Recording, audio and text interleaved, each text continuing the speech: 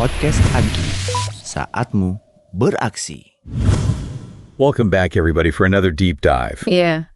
Today we've got some really cool notes to go through about this app that's being brainstormed to encourage positive actions during Ramadan.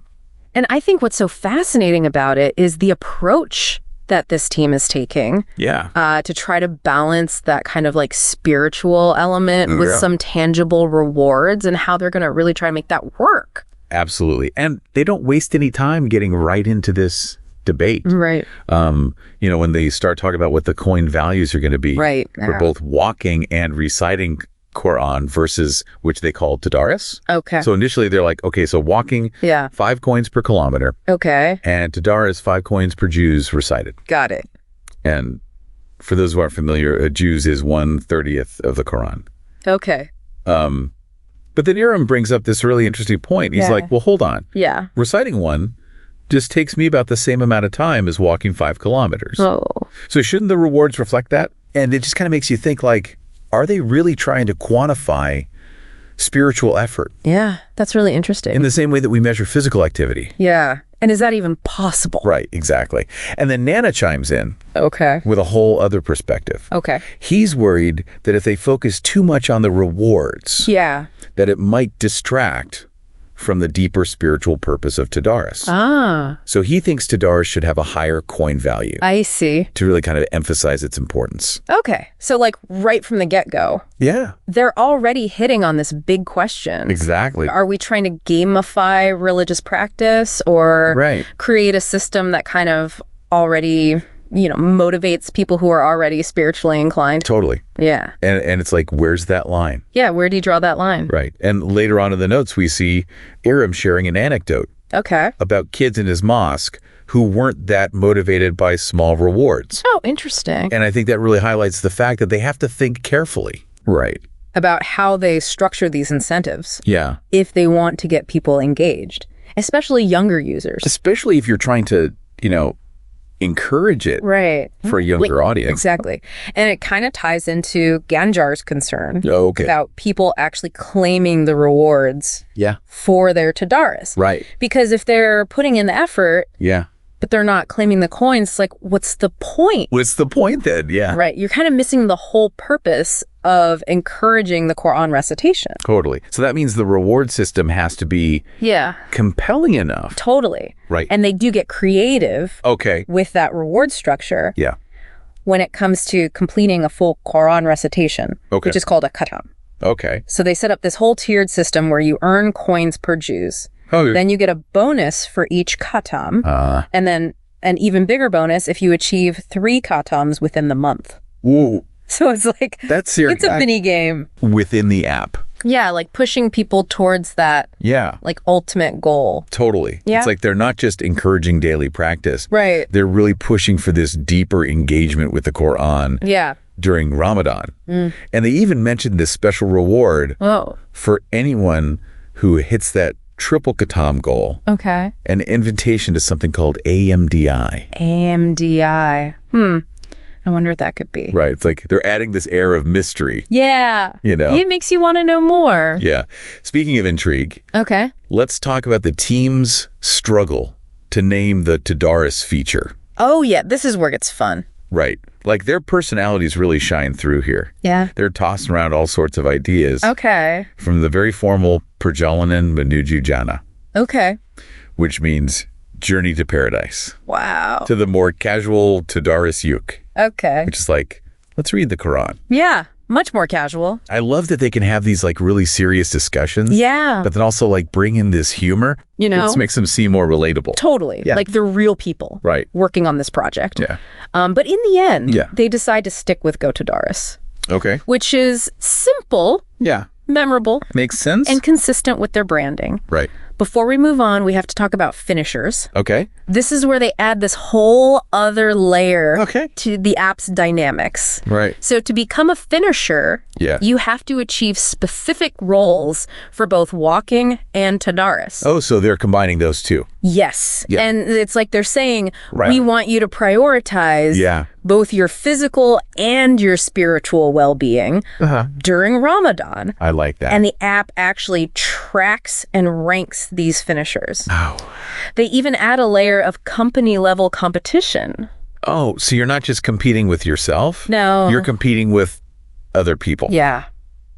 It's really tapping into that human element. Absolutely. Of wanting to do better. And be recognized. Yeah, be recognized. So they're using this combination of individual rewards and community engagement to motivate positive behavior. That's so smart.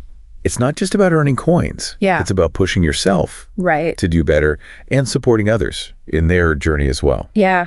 It's like they're creating a movement almost within these companies and communities. It really is. It's fascinating. So much to unpack here. Yeah. Why don't we take a break and come back and delve a little deeper into these notes in part 2. Sounds good. Welcome back to the deep dive. Mm-hmm. It's really interesting to see how the team is working through the challenges of encouraging positive actions during Ramadan. Yeah.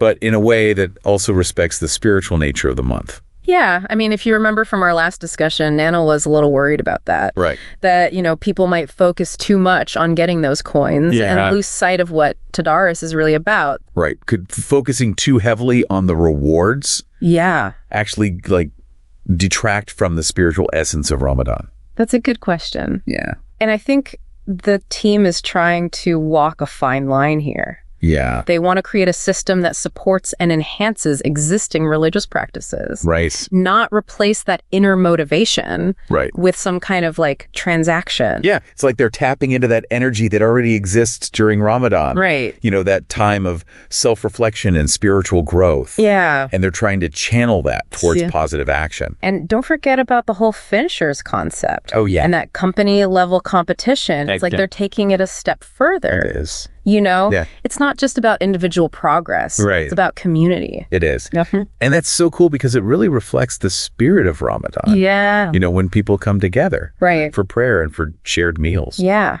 It's like taking that real world experience and bringing it into the app. Yes. And I love that. And who knows? Yeah. Maybe a little friendly competition could be fun. Right. It could be. Right. But do you think there could be a downside? Oh, that's interesting. To that competitive element? Yeah. I mean, some people might feel pressured.